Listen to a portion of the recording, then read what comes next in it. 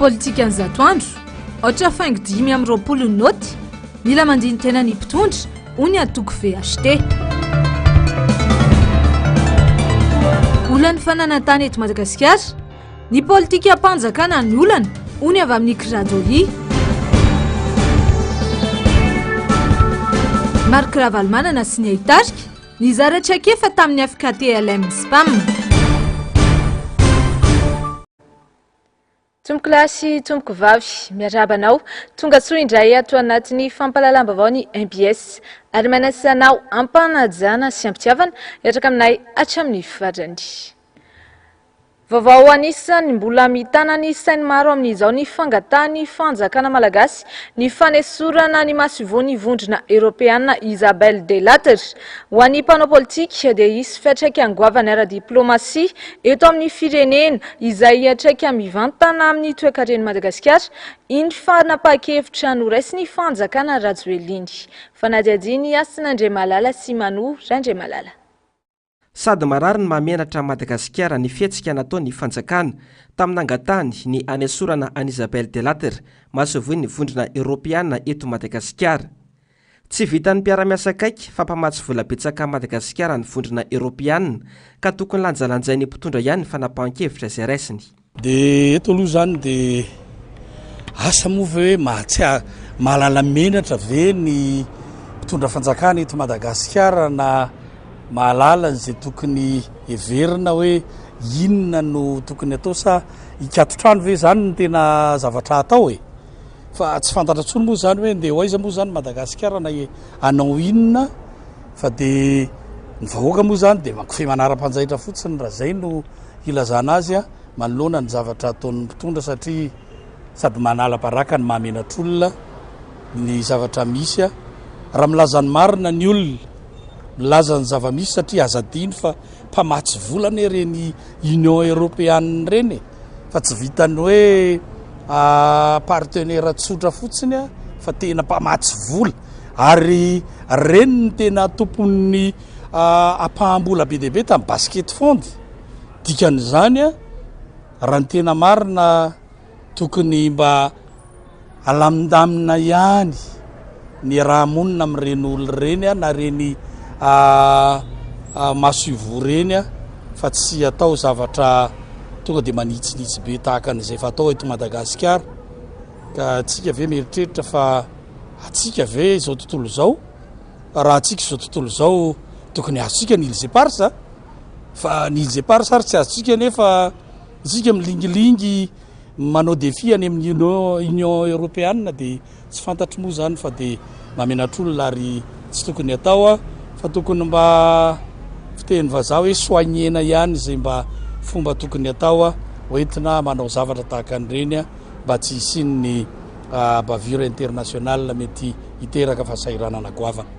Tsy maintsy hisy fiantraikany amin'ny diplomasia eto Madagasikara io fangatahana fanesorana an Isabelle Delattre io ho hatrany fanazavana. Dia izany aloha zany tsy maintsy misy satria ianao miady mipandobary rehefa miady mipandobary dia tsy mihinana fa tsy varina pango sisa raha isy raha mivarina pango zany ny zavatra tsy maintsy izy ary dia azagaga raha ohatra ka midy avokoa ny robinet ary zany Union Européenne zany dia misy tadipoitra mifamatotra amin'ireo karazana mpamatsy vola maro samihafa ireo dia sanatriany vava ho lasany amin'izany dia ho fahirano eto Madagasikara dia zany no tokony hitandremana na mba ahitsy izay zavatra tokony atao fa tsy atao tahaka ny anaovana ny eto Madagasikara ihany ny anaovana ny fifandraisana ara-diplomatika. Tsy manitsakitsaka ny fiandrianam-pirenena ny fiara-miasa amin'ny any ivelany tahaka ny vondrona Europeana. Ny fiandrianam-pirenena hoy ity mpanao politika ity dia ny fananana fiainam-bahoaka mivoatra sy toe-karena miakatra ary azo tsapahitanana. Ka ny souveraineté nationale ne rehefa tsy misy aloha fahamarinana eto Madagasikara dia tsisy zany eny tena souveraineté nationale fahamarinana sy fahamasinana mandeha mahitsy ny mpitondra manao izay tokony atao anavotana ny vahoaka malagasy dia ny social vahoaka aloha ny tena souveraineté nationale ary rehefa avy eo izany zavatra rehetrarehetra zany filazana fahamarinana nataony ny ambassadeur'ny Union Européenne fa tsy hoe nanaratsy fitondrana na nanaratsy an'i Madagasikara ka eto fe zany izay milazany marina sy manitsy manoro a milaza fa tokony zao ny tokony ho marina tokony atao a de manjary avadika ho souveraineté nationale ka zany fijery vilany zany a masolavitra mivadika de zany zavatra tsy tokony atao. Nanamafy ny aiainy ny amin'ny mety ho avin'ny diplomasia miatraika amin'ny lafiny ara-toekarena sy politika ho amin'ny Madagasikara ihany koa mahasovoan'ny Madagasikara tao Sénégal teo aloha Parrain Auguste. Ireto ny zavatra mety iseho raha tena mitombina tokoa io fangatahana fanesorana an Isabelle Delattre io. Tsy hanendry ambasadora aty amintsika mandritra ny fotoana lavalava ny vondrona Europiana fa pirakitra rano mety hotendreny, zany hoe hidina ny niveau de représentation. Mety anao valibotana ihany koa ity vondrona ity ka mety ataony persona non grata ny ambasador ny Madagasikara any Bruxelles. Raha anendry ambasador vaovao isika dia mety ho ela vao mahazo agrément na fahazahon-dalana. Tsy resana intsony ny momba ny mety ho fahatarany famoam-bola amin'ny fanampiana. Aza tonoana hoy Parrain Auguste fa fanomezana na don no azontsika avy amin'ny vondrona Europiana fa tsy trosa. Hatramin'ny androany samy tsy nisy na diso io vaovao miparitaka io na ny fiadidinan'ny Repoblika na ny vondrona Europiana.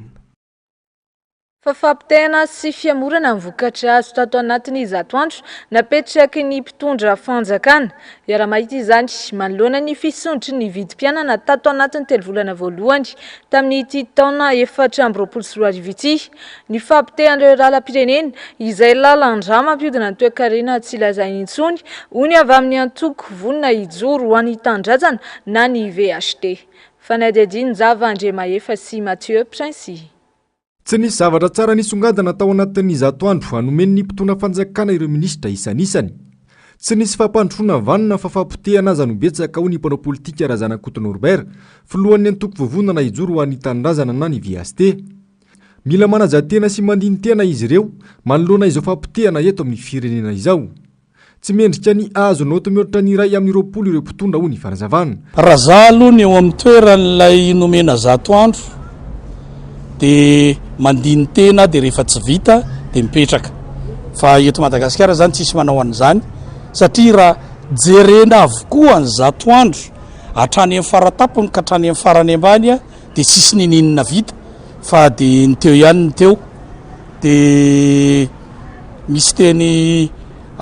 manany ihany moa fa de azafady ny tenenako an'ity hoe adina zezika avadika tainomby ihany zany le izy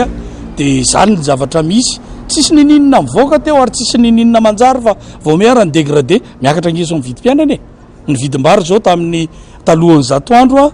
dia 802 ariary ny kilao fa taorinan'ny zatoandro dia 503 ariary ny kilao ka zany hitsarana ny zatoandro de mazava ho azy fa tsisy nininina mandeha raha ny tena marina de tokony manaja tena eto moa tsy mety misy an'izany fa tokony manaja tena de mametra-pialana de aleo mivadika zavatra hafa de mba mandamina am'izay tokony alamina ny ray fa tsisy ezaka mandeha mihitsy zany hatreto makasika ny fiainam-bahoaka de raha antsika mahita ny zao lalana manerana ny Madagasikara zao na tanàn-dehibe io na tanàn-dehi kely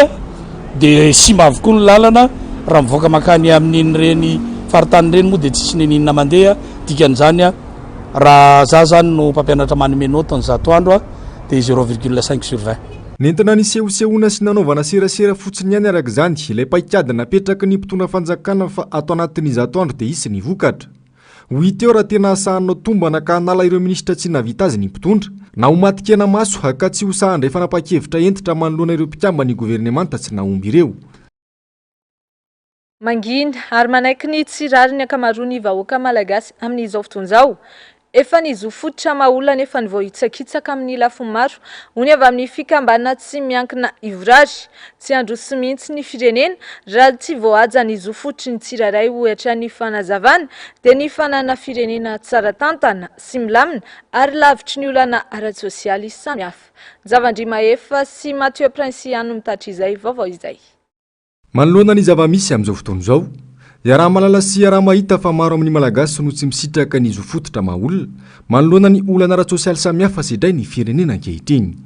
Tsisy vina amintsika angamana ary tsy itsika no tantaraina hoe inona zava-misy eto mbola maro ny vahoaka malagasy tsy misitraka ny zofototra eto amin'ny firenena ohatry ny hoe na ny zo andeha hianatra na ny zo iaina fotsiny ary noho ny olana maro amin'ny resaka fitantanana zany dia eo ihany koa ohatra ny hoe ny olana na ny délestage, ny rano, ny ohatr'izay zany dia izay zany mahatonga anay mijoro zany dia mbola maro ny ezaka ary tsy vitan'ny ONG Ivrarery fa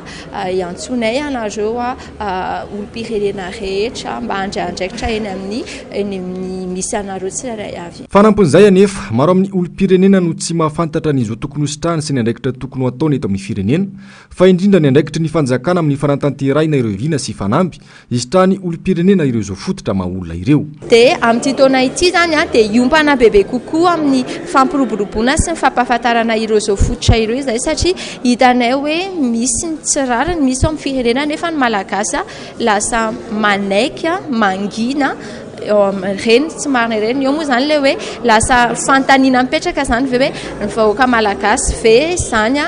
na inona zavatra mitranga aminy dia tsy vonony zany hiteny sy hitaraina manoloana an'ireny zavatra ireny fa efa manomboka tia miaina ao anatin'izay tsy fampanajana zo zay very zareo. Marobe araka izany ny fanamby sy ireo ezaka tokony atao ahafahana mampandrosa ny Madagasikara ao anatin'ny fampanajana ny rariny sinitsiny hoy ny avy amin'ny ONG Ivrary. Nanatanteraka fivoriam-be voalohany tamin'ity taona 2024 ity moa ny ONG Ivrary androany. Fikambanana izay mijoro amin'ny fampanajana ny rariny sinitsiny ho arofanina amin'ny fametrahana ny fanjakana tsara ny tantana amin'ny alalan'ny fanaovana tetikasa maro samihafa manodidina ny sosialim-bahoaka amin'ny ankapobeny.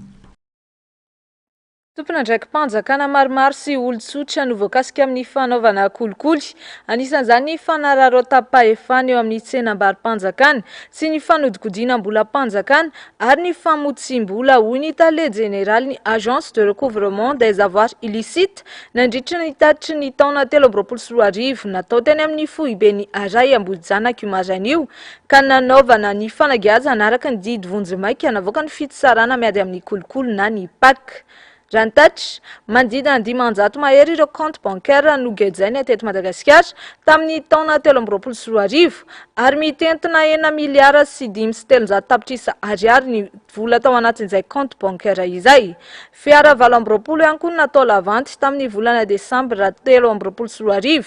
miditra ao anatin'ny kitapom-bola-panjakana ny vola mandidina 7.700 tapitrisa ariary tamin'ireo raha toka mivoaka ny didy raikitra manameloka ireo olona. Anisan'ny saka tsy nahazoana vokatra betsaka eo anivon'ny Aray ka ilana fanatsarana raha ny fanazavan'ny tale général ny lalàna mikasika ny recouvrement des avoirs illicites. Ohatra amin'izany ny lalàna fampiarana fanageazana na ny confiscation des valeurs amin'ny fanodikodinam-bola-panjakana sy ny fanodikodinam-panana-panjakana.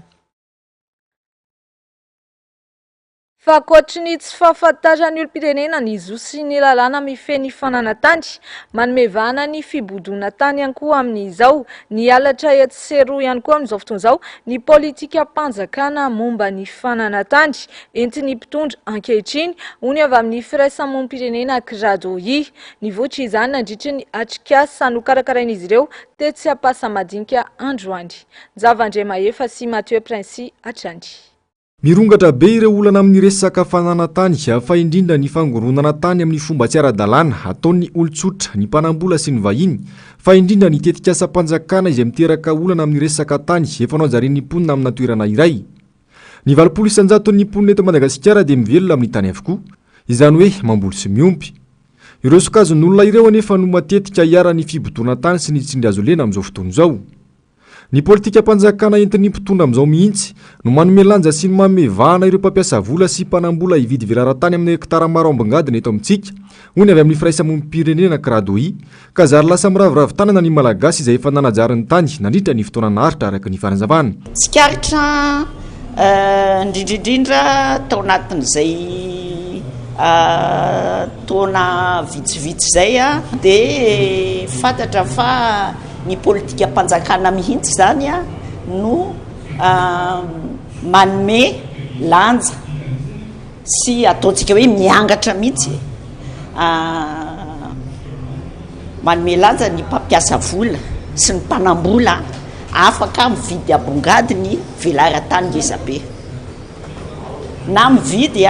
na mampiasa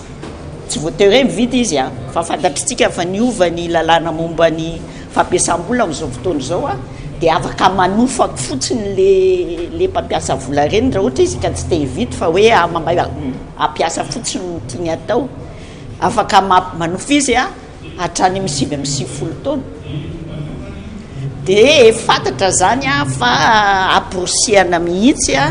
ny fahafahan'ny mpanambola sy ny mpampiasa vola ngezabe ampiasa na hipetraka amin'ny velaran-tany izay heverin'ny fanjakana fa hoe malalaka. Olana mipetraka ihany koa ny tsy fahafantarany ankamaroany malagasy ny zo sy ny lalàna mifeny fananantany. Ny titra sy ny karatany ihany no porofo ahafahana milaza fa manana zo fitopona amin'ny tany ny olona iray. Ny 700 ny malagasy anefa tsy manana ireo taratasy ireo, indrindra ireo any ambanivohitra fa saika ananajary sy ny velona amin'ny tany fotsiny noho ny tsy fampian'ny fanentanana sy ny fampafantarana ireo dingana tokony atao sy ny lalàna mifeny fananantany. Tsy fananin'le olona kory fa tsy nisy ezaka nampafantarina azy an'izany hoe karakarao ny fanananareo an'izany farafaratsy ny karatany zany. Misy tsindraindray rentsika hoe nisy fizarana karatany fa be montary fa vonanomboka ovinany izy an'izany tsy voataona tsy haiko ataoko hoe 5 taona teo ngamba nisy an'ireny projet kazefa amin'ny banque mondiale reny sy nisy koa reny hetsika nataony service ny domaine tatoato reny fa efa hatramin'ny ela ny tokony nampafantarina ny olona hoe nareo ane raha te hiaro ny taninareo dia mila manana karatany sy titre fa tsy fantatry le olona tsy haiko ohatrany hoe somary fananina ihany koa ngamba hoe ararotina le tsy fahafantaran'le olona dia rehefa tratran'le zavatra izy zay vao tsy andraikitra ny firaisamonim-pirenena samirery ahafahadidin'ny fanjakana ihany koa ny mampafantatra ny zo sy ny lalàna mifeny fananantany amin'ny vahoaka malagasy fa indrindra ireo mivelona amin'ny tany any ambanivohitra ho iatrany ny fanazavana. Androany nisy ny atrikasa nokarakaran'ny firaisamonim-pirenena Karadoi te tsy apasa madinika hanafahany izy ireo ny fampizara sy hanitondra sosikevitra ho an'ireo olona manana izay olana ara-tany izay.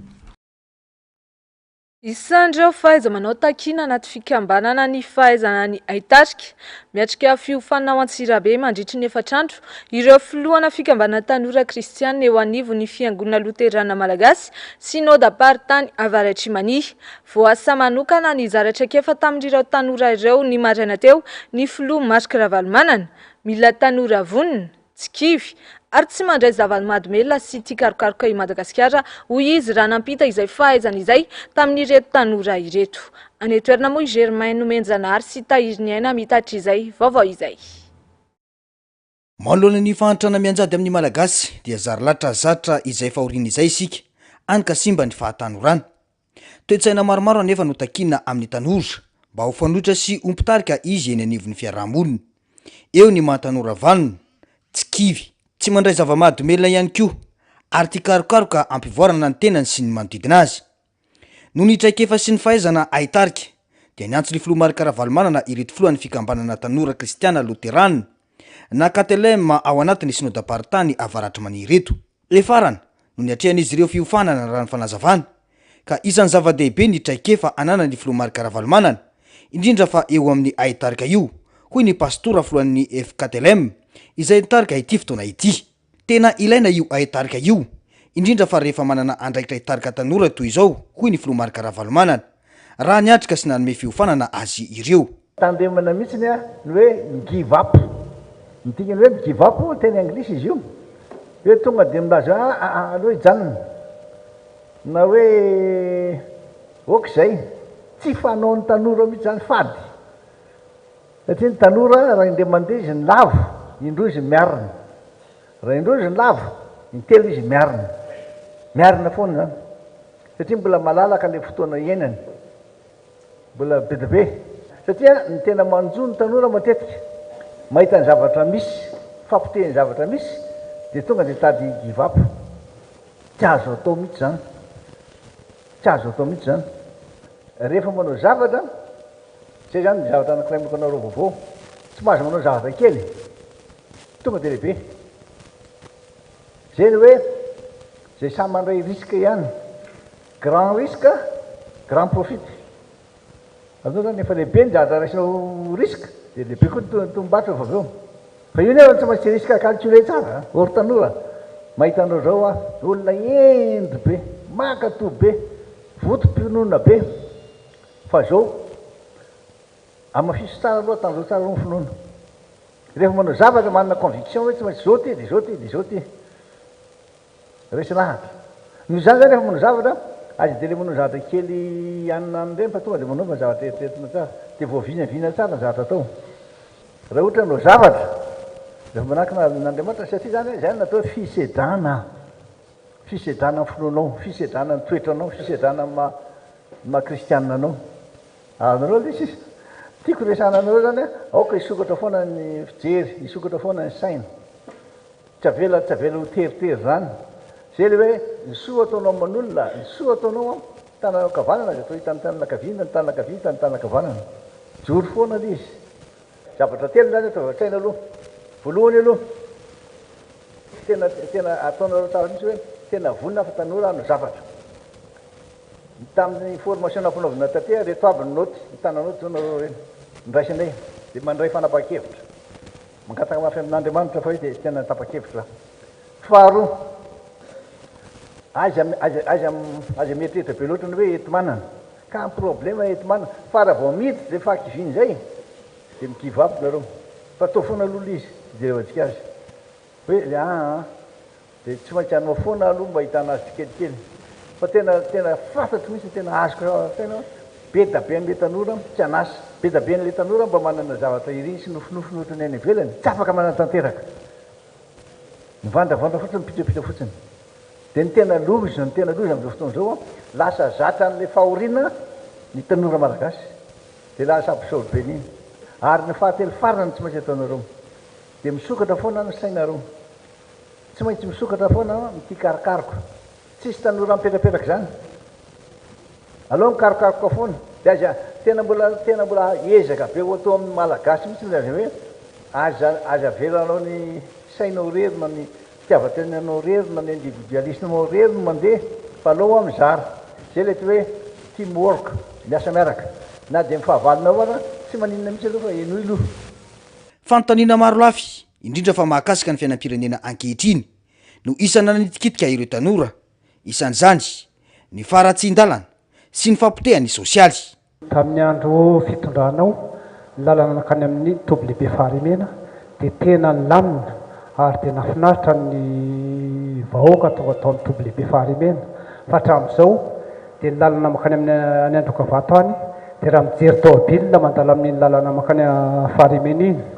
de lasa mijery midina manoatra an'izao fa tsy mijery ohatran'izao tsony no ny antony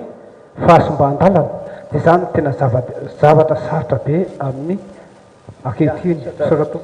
Zamanda Martine efa tany ianao tamin'ny fotoanany voaprepaka iny voalohany iny de ny lalana aloha zao de efa hitanao nandehanana tongotra tany iny aloha fa ny vidim-bokatra zay tena tsy mifanaraka amina vidina resaka ny siramamy fotsy zao tsy ho resana hoe narivo ny kilao ny siramamy any fa ny vidiny vary zao ny daba any a efatra sy ray alina ny vidiny vary tena hita hoe tena efa manomboka hoe horeraka ihany zany le tatsahakely de zay mba fandalovana tamin'ny fifidianana teo a tsy nanatanteraka isika tsy niatrika fifidianana de diso fanantenana indray vahoaka hoe mandra-paharovina indray zany no hijaly eto de tany aminay zao raha jerena manokana tamin'izany fotoana zany nanaovana fifidianana tany nisy ianao 20 isan-jato ankehitriny a tsy niatrika atsika tamin'ny farany teo a de tsy hitanay zay natao fa zay nanao teo ny nanatanteraka de fantatro fa tena hitan'ny olona valin'le zavatra natao hoe reo 20 isan-jato a makafy an'izany président Ravalomanana zany tena very anay raha lalana natao adiny telo taloha telo andro zao vao tonga any aminay de tena mijaly ny fanontaniako président de hoe tena tsy afaka mba miara-miasa ve tsika na hoe manohana ny vahoaka ny vakina karatra ianao raha tsy tonga eo amin'ny toerana anankiray zay ary nambany KTLM ihany aza sotra tovy. Nampianatra ny Filoha Marc Ravalomanana teto ary nampiseho fa ray aman-dreniny malagasy rehetra ny tenany. Dia naseho zareo tao mihitsy minaza hoe zahay dia tena mahita président reo administrateur reo fefa étape efa meloa voka-pifidianana zay iny a fa amin'ity indray hafa ty tsy nakaiky ny vahoaka dia raha eny tsara zao nareo tia karazana deuxième tour ilazana mihitsy ohatran'izao le izy fa rehefa majorité no azotsika amin'ity ndevandeha ty raha vao azy io fa aza malahelo ny fonareo fa tsy sitapoko akory na sitapotsika natao sitapon'Andriamanitra zay ny tena marina fa matoa zao miseho amin'ny fiainatsika tia mora feno dia fitsapanana fisedrana ka tokony ampitomboana finoantsika aza resahana hoe vidina siramamy ohatrao dia zao aza atao mananina le ampiakaro aoka tsika traka hiatrika ny tompo farimena le naletsika re efa afalehako mihitsy any amin'ny misy an'le fifoazana fa tena mampalahelo tsy ho rety zay mankany resahany votro zany dia tsy hitako zay resahana azy anao gaga fa dia izao tsy manasarotra mihitsy manamboatra lalana men'Andriamanitra an'io mihitsy fahaizana an'io avy any ty avy any mazaka avy any tamatavy nakotantany loza. Na dia foy azany fotoana fampizarana teto dia nahazo ny tandrify ireo mpiofana izay nisaotra ny Filoha Marc Ravalomanana tamin'ny fizarana traika efa nataony. Fanapakapeo ary nitondra ny marara izy ireo ny mponina sy ny fikambanam-behivavy avy any amin'ny distrika ny Ambatofinadrano manoloana ny fanesorana tsy hosolombam-bahoaka intsony any Christine Razanamahasoa izay olom-boafidy tany amin'ity distrika ity na inona hoy izy ireo dia tsy maintsy miverina amin'ny toeran'ny olom-boafidiny. Fanadihadiana ataony Iando Miaratina sy Andry Rakotomalala. Sangy mihoatry ny loha fa nitsakitsahana lalam-panorenana sy ny safidim-bahoaka ny fanapakevitry ny fitsarana avo momba ny lalam-panorenana nanaisitra ny Christine Razanamahasoa tsy ho solombavam-bahoaka intsony ho ny fanambarana nataon'ireo mponina atao amin'ny distrika na voafidy an'ity solombavam-bahoaka ity. Tsy azo ekena ny tranga toy izany ho ny fanamafisana izy ireo. Raisinay vahoaka an'Ambatofinadrano ho fanososena ny zoa makasiny ny safidinay izany didina voakany izany ary fanaovana tsinitsinina ny voalazany lalam-panorenana misy eto amin'ny tany sy ny fanjakana. Masina ny tany razana, masina koa izahay eto Ambatofinadrano. Naneho ny alahelo ihany koa ireo fikambanam-behivavy avy amin'ny fokotany maro mandrafitra ny distrika ny Ambatofinadrano. Na inona hoy izy ireo na amin'ny fomba ahoana tsy maintsy tavaverina amin'ny toerana ity olom-boafidy ity. Fa ny Ramatoa Razanamahasoa Christine dia tsy maintsy hipody amin'ny toerana misy azy na fomba ahoana na fomba ahoana. Zay zany romba resaka ataonay vehivavy eto amin'ny distrika ny Ambatofinadrano. Lazahana ho malemilemy fa raha henjana ihany azy ndraiky ahaizo. Anay dia tsy manaiky ny Ramatoa Razanamahasoa Christine esorina amin'ny plasiny. Alefa tohina ny aty dia tsy maintsy maharary tompoko ny afero. Fa na ho avy azy io na ho avy azy tompo dia ty zahay vonona mandraka hariva Ramatoa andamosiny anao zahay distrika Ambatofinadrano. Fa io deputena io finidinay. Aza tao ohatr'izao anay fa malahelo. Nasanay tsara anao ihany kajoelina. Tsy aivina. Ny 20 Martsa lasa teo no namoaka didiny fitsarana avy momba ny lalam-panorenana nanala tsy solombavam-bahoaka intsony any Christine Razanamahasoa. Niteraka resabe ary faneho-kevitra maro teto amin'ny firenena ny fisotry ny didiny voaka ity hatramin'ny androany na teo izy ireo tsy fanaran-dalàna maro tao anatin'ny tiraraha ity. Raisiny maro firaisana tsikombakomba eo amin'ny mpitondra sy ny HCC izany. Fa miantso ny firaisan-kina ny vahoakana Tsimihdrano ny kandida avy amin'ny firaisan-kina Voangy Ramanarivo ao amin'ity distrika ity izay toan'andreo ben'ny tanàna lany tamin'ny anarany Antoko-Tsiko Madagasikara. Androany moa no nanatitra ny taratasy firotsakofidiny teny amin'ny Oveka Tsimihdrano ity kandida avy amin'ny vovonana firaisan-kina ity. Teny hoe toerana nanatrika izay Asin'Andriamalala sy Manoa Randriamalala. Ho fanohizana antolona izay efa natomboka naloha ny fifidianana filoham-pirenena ny volana Novambra 2024 dia miantso ny firaisan-kina ny vahoaka malagasy indrindra fa ny vahoakana Tsimihdrano i Voangy Ramanarivo kandida ny vovonana firaisan-kina. Mbola tsy vita antolona hoy izy ary tsy maintsy faranana izany. Miantso ny vahoaka Antsimindray Ray Manontolo zany iray ina anambatra hery fa tsy mora ny ady amin'ity satria mbola toy ny tolona izay natao hatramin'izay ity ny tolona tena hoe amitatsika n'le tolona zany ty fifidianana ity dia miantso ny rehetra okatsika tsy zarazara okatsika tsy irorosaina fa le tombontsoa iombonana le tombontsoa am-pirenena zay no tsonjovina. Nanamafy izany ihany koa ny solitena ny ben'ny tanàna lany tamin'ny anarany Antokotimo ao Tsimdrano. Manohana an'ity kandida ny firaisakena ity ho fanohizana ny tolona satria tsy azo avela amin'izao ny firenena sy ny malagasy. Vahoaka malagasy dia tena mahatsiaro hoe tena fadiran'ovana, tena lasa tsy tandalana ny firenentsika ary ny fahantrana dia tena manjaka dia manjaka eto amin'ny firenena, mila firaisakiny zany ary izay firaisakiny zany no tena hijoroanay zany olombofidy eto Tsimdrano miaraka mivovonana firaisakina anolotra ny kandida sy olom-bavam-bahoaka Ramanarivo Voangy hatratrarana ny tolona izay efa natao ho fanavotana ny firenena malalatsika ity. Ny firaisakina no hery ary izay mitambatra vato izay misaraka fasika rehefa mirahintsika dia afaka mametraka firenena mahafinaritra, afaka mametraka firenena tandalana ary afaka mametraka tanjona ho an'ny fahampandrosoana. Aleo tsy mierikerika any amin'izay efa lasa satria ireny ranondraraka fa ho an'ny hoavy dia bandinina lavitra ny firoboroboany ty firenena ity ny fahampandrosoana indrindraindrindra ny fahampandrosoana eo Antananarivo Tsimdrano. Tafapetraka androany ireo atota taratasy firotsako fidiana ny Voangy Ramananarivo kandida ny firaisakina ka irado raparaoelona ben'ny tanàna napita tafika ny prailista aminy.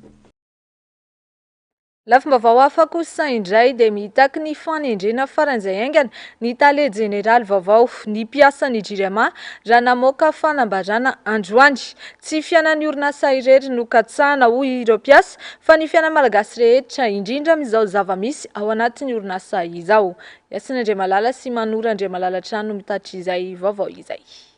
Nanomboka tamin'ny taona 2024 ka mandraka androany dia tsy nanana tale jeneraly intsony ny orinasa JIRAMA. Tsy manan'olona apetraka eo amin'ny toerana io ny fanjakana raha ny fahitany ny mpanara-baovao azy. Biby tsy misy lohany tsy mandeha hoy ireo mpiasa ka nivoaka tamin'ny fahanginana izy ireo mitaky ny fanendrena ny tale jeneraly vaovao farak'izay aingana. Takina ny fanendrena ny tale jeneraly ny orinasa JIRAMA maika. Antony isian'ny tale jeneraly afaka mandray fanapahan-kevitra. Tale jeneraly mitondra sy mametraka rafitra sy ny vina fanarenana ny orinasa JIRAMA ara-stratégique, ara-bola, ara-barotra ary ny ara-tsosialy ho tombontsoan'ny vahoaka malagasy ny fiombonan'ny mpiara-miasa JIRAMA manoso ny eto ambany. Olom-baovao matapa-kevitra ampandroso ny orinasa ny tadiavina ho hatrany ny fanazavana. Tsy fiainan'ny orinasa irery no lasa ankila-bao ankehitriny fa ny ainy malagasy. Mahita sika amin'ny zavatra iainana rehetrarehetra matoa izay mitady hoe mpanapa-kevitra amin'ny hampandehan'ny orinasa dia tsy mandeha zany aloha. Dia mitady ny hampandehanana azy ary fiainan'ny orinasa JIRAMA ny fampiresana dia ekinan'ny fiainanay mpiara-miasa dia fiainan'ny vahoaka malagasy mazava ho azy. Tsy aivina fa ireo tale jeneraly roa teo aloha dia Rivra Daniel sy Vonjiseta Andriamanga ministry ny angovo teo aloha ary efa nitana andraikitra matale jeneraly ny JIRAMA teo aloha dia samy namoahany Bianco taratasy fikarohana nanomboka ny 5 aprily 2024. Taorian'izay tsy nanana tale jeneraly intsony ny orinasa JIRAMA. Loharanom-baovao mari-potitra ihany koa ny nalalàna fa matahotra ny Paky sy ny Bianco ireo tale maro eo anivon'ny orinasa JIRAMA amin'izao fotoana izao ka tsy samy manao sony famoaham-bola intsony. Isan'ny antony mampitarazoka ny fampandehanan-draharaha ao amin'ity orinasa ity taorian'ireny fitantanana namofina kolikoly nanenjehany fitsarana ireo mpitondra ambony tao anatin'ny JIRAMA ireny. Fanidina an-dalambe alina ny mponina aholasora no ny fahatapahan-drano efa ho lava any toerana. fisamborana no setriny ka fantatra fa olona roa no voasambotra tamin'izany. Hatreto aloha mbola tsy misy ny tena vahaolana azo tsapaitanana fa vody sy tavanandro toy ny mahazatra nampanantenan'ny Talemy Sanandrano eo anivon'ny ministera raha ny vaovao sy ny tati-baovao ataony Asan'Andriamalala sy Manoa Randriamalala. Nanomboka tamin'ny 7 ariva ny grevy nataon'ny mponina tetsy Alasora ao Malariva. Leo ny fatapahan-drano efa mambolana maro izy ireo raha ny fitarainana.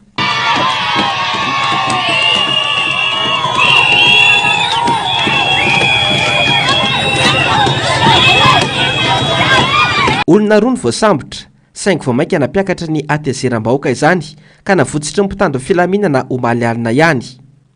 Tahorin'izay, nisy ny fifampiresana teo amin'ny Talemy Sanandrano avy amin'ny ministera tompon'andraikitra ka tapaka fa ampina ireo simben-drano efa misy ena toerana. Ny zavatra nitakiny olona satria tamin'ny valo mahery teo ny tonga teny niresaka tamindreo olondreo zay hoe aleotsika mody fa efa niantso moa ny tompon'andraikitra anankiray Taliandrano teo anivon'ny Jirama dia niony zay tankeo maraina ny vahaolana naroso aloha zany hatreto mbola tsy dia tena hoe nisy inona ankoatriny hoe fampitomboana ny sinibendrano eny amin'ny toerana zay ahafahana mametraka zany eny Lasora. Dia eo ihany koa moa zany mety isy zany atao Lasora ato ny fifandimbiasana satria le rano mihitsy ny tena tsy ampy eo amin'ny arivo metatra toratelo isan'ora ondy ny rano vokarin'ny Jirama ho an'ny mpanjifany eto Antananarivo sy ny manodidina. Dia ao Lasora zany mbola hita eo ny fandaminana fa mety isy ny fatapahan'ny rano aty amin'ny faritra ambany amin'ny alina mba ahafahany any ambony zany hoe Lasora sy miadana ary any Ambohitromby misitraka an'le rano. Zay zany no fifampiresana aloha zany tamin'ny Taliandrano dia nisy ihany koa moa zany fandefasana teknisianina zay nandrefy ny pression zany. Hatreto aloha izany famonoana afo tahaka izao no sady vonjy tavanandro ihany no tena ataony orinasa Jirama. Ilay tena marary ny mponina izany hoe fisitrana rano fisotro madio isa-tokantrano tsy mila ilaharana dia mora tsy voavaha ny Jirama sy ny fitondrana. Olana faobe fa tsy eto Antananarivo ihany ary hitatra any amin'ny faritrany ny resaka rano ho fanampiana ireo mponina ao amin'ny fokontany Ambohibao commune Ambohidrabiby ao amin'ny distrika Navaradrano dia nisitraka pampin-drano avy amin'ny solombam-bahoaka Jerry Randriambolaina lany tao an-toerana tamin'ny anaran'ny Tiko Madagasikara izy ireo. Natao izao hoy ny fanazavana mba hamahana ny olana tsy fampin-drano izay manahirana ny mponina ao amin'ity fokontany ity. Fa mila averina amin'ny commune manontolo ny fitantanana ny volan'ny commune isorohana ny olana tony teo aloha ho ny syndicat ny mpiasa eo anivon'ny commune Antananarivo Renivohitra. Tokony iverina amin'ny andraikitra sy ny asana mpandreketana azy tany am-boalohany ny SMGD fa tsy salovana sy fefy ny asa rehetra eo anivon'ny commune ho hiatrany fanazavana. Javandremahefa sy Mathieu Prince no mitatra izay vaovao izay. Ny SMGD no nifeny vola tokony niditra sy natao ampandehanandrara teo anivon'ny commune Antananarivo Renivohitra nandritra ny fitantanany be ny tanàna teo aloha ka nisantsy navitan'ny commune nandroka ny fako sy nahatonga ny karamany mpiasa ho tara foana ho ny fanazavana nentin'ny syndicat-ny mpiasa eo anivon'ny commune Antananarivo Renivohitra. Ny SMGD raha ohatra ka afaka navolan'ny commune ndrasantsika dia rehefa misy fanaovana ireny fivarotana asa mpanjakana ireny na hoe appel d'offre amin'ny asa mpanjakana dia tokony misy appel d'offre fiantsoana izay olona liny anao le asa fa aminay tsy nisy zany satria rehefa nijerevanay ny registre de commerce ny SMGD dia ny be ny tanàna Antananarivo ny fondateurany dia ao amin'ny SMA ireo conseil municipal ny majorité amin'izay fotoana izay dia ohatr'izao zavatra misy lasa société privée zany le izy fa tsy société tsy hoe toeram-piasan'ny commune mihitsy tsy an'ny commune fa tena privé manokana mihitsy ary zay mahatonga ny teny foana manao hoe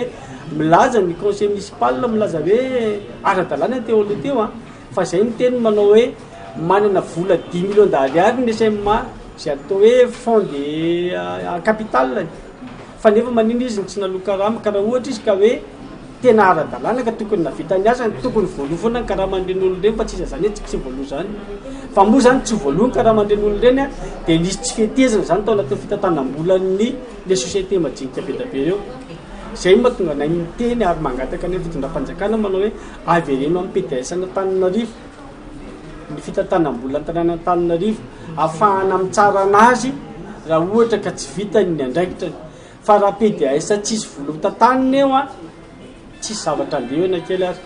tokony averina amin'ny commune manontolo araka izany ny fandraisana ireo volam-panjakana no fihezin'ny SMGD hatramin'izay hoy ihany ny syndicat nipiasa eo anivony commune Antananarivo renivohitra. Noho izany tsy mieritreritra mihitsy hoe mpiteo ny SMGD tsy zany izy fa hoe inona ny zavatra efa niekena ho ataony dia tokony ho ataony dia inona ny zavatra tsy mety mihitsy ny anaovany anazy efa niekena nataony a izay efa nivalide ny fanjakana tany aloha momba ny hoe parking dia avy aloha ny parking tataniny satria misy olona velomina ao aminy fa ny fandraisana volam-panjakana kontra ny parking tsy mety satria tsy anjara zany ny indro kely teneniko fotsiny mikasika ny parking fotsiny izy ny manadio ny lalana Antananarivo amin'ny misy ny parking izay ampiasainy rehetrarehetra izy ny mametrika ny signalisation mpanao signalisation erana Antananarivo rehetra move vita ve zay sa tsy vita fa ho anay mpiasana Antananarivo tsy vita satria eo amin'ny lapan'ny tanàna misy parking ny SMGD taloha fa misy pipi foana eo raha nandeha nakasarika eo nareo maimbo parking be da be eo amin'ny lapan'ny tanàna mandinivo fa maimbo feno maloto izy ny tokony anadio azy izay ampiasan'ny commune ve sa le SMGD izay tokony andraikitra aminazy. Milaza ny hanao fanambarana moa ny syndicat nipiasa eo anivony commune Antananarivo renivohitra amin'ny alatsinainy no avy izao. Eo amin'ny vaovao ny trangam-piarahamonina kosa indray dia mpangalatra Roland no matin'ny fitsaram-bahoaka tao be fandriana avaratra ny maraina teo tokony tamin'ny sivora sasany. Voalaza fananafika sy namondra mpianakaviana iray mila ravinahitra ny andro vokatra tany Etsa tao amin'ny commune Ankobakoba tao amin'ny fokontany Ankobakoba commune Morafeno ireto Tojola reto ny herinandro lasa teo. Novonoiny izy ireo teo imaso ny vady aman-jany ny Rairanga ary nentin'izy ireo ny omby ampolony sy ny vola rehetra tahiry tao an-trano. Olona efatra ny voarohirohy tamin'ity raharaha ity no azony jandary nentina tao be fandriana anaovana fanadihadiana ireo izay voasambotra. Androany anefa tonga teo any Braony Zandary ireo tompokavana Veromby sy Matiavana nangataka ireo olona voarohirohy mba hatolotra azy ireo. Rehefa hitany Zanjary fa tsy voafeny ny fokon'olona dia nampandosirony ireo mpitandro filaminana ireo olon-dratsy saingy tratrany fokon'olona ka maty ny roa. Mbola karohan'ny fokon'olona ovonona ny roa hafa raha ny fanazavana. Norarana sy norahoana ny fokon'olona tamin'ny antsy lavalena mba tsy hakasarany koa ny mpanao gazety tany an-toerana raha ny vaovao Atrandry Andrasana moa ny toy ity vaovao ity. Eo amin'ny maresaka iraisam-pirenena kosa indray dia nampitandrina ny Prime Ministra Israeliana ny filoha Amerikana Joe Biden fanova ny politika sy ny fifandraisana amin'ny Israel i Etats-Unis raha toa ka tsy misy ny fandraisana andraikitra maika sy entitra manoloana ny fampijaliana ny olona ao Gaza. Fandresena Randriamandrosoa Juliette Rasoarmanana Ariandry Rakotomalala no mitatitra izay vaovao izay. Taoriny antsatarby ny fanaovan'i Joe Biden filoha Amerikanina sy ny Premier Ministre Israeliana Benjamin Netanyahu omaly dia nanapa-kevitra fanampy amin'ny fanamboarana fototra-afitrasy Etats-Unis. Eo ny fanamboarana lalana roa ao Gaza dia ny serana tsambo Israeliana ao Ashdod sy ny toerana fandalovana na point de passage ao Erez. Ankoatra izay, nanambary Joe Biden fa mety hiova ny fifandraisana eo amin'ny Amerikanina manoloana ny Israeliana raha toa ka tsy mandray fanapa-kevitra manokana sy entitra ary azo sapahitana na manoloana ny zava-misy ainan'olona ao Gaza Israely. No mafisiny Biden, afa-tsy azo ekena ny tsindry azo lena sy ny zava-miseho iainan'ny vahoaka ao Gaza. Izany indrindra no nantoga ny filoha Amerikanina nandrahoana ny Israeliana hitady vahaolana manoloana ny fampitehan' ireo sivily sy tandrona ny fiarovana mahaolona ireo mpiasa rehetra tsy ankanavaka mivondrona anaty fikambanana tsy miankina sy ny mponina ny antoerany. Atraka ny fantatra, namony any talatalasa teo i Damian Sobol, mpiasa ny ONG World Central Kitchen, olona maro no nivondrona tao andrenivohitra après izy milina nanome voninahitra azy ny fahafatesana sy ny fampitehana ary ny tsy fanajanany mahaolona no nahatonga ny filoha Amerikanina nandray fanapahan-kevitra io. Ny fandaharana ahoana marina sy Global News ary ny horonan-tsary mitondra ny lohateny Lolabay no arahanao ao aorianan'izao fampahalalam-baovao izao. Makasitraka anao niaraka aminay hatramin'ny farany mamefotoana anao ny tenako ho amin'ny rapitso indray. Veloma tompoko.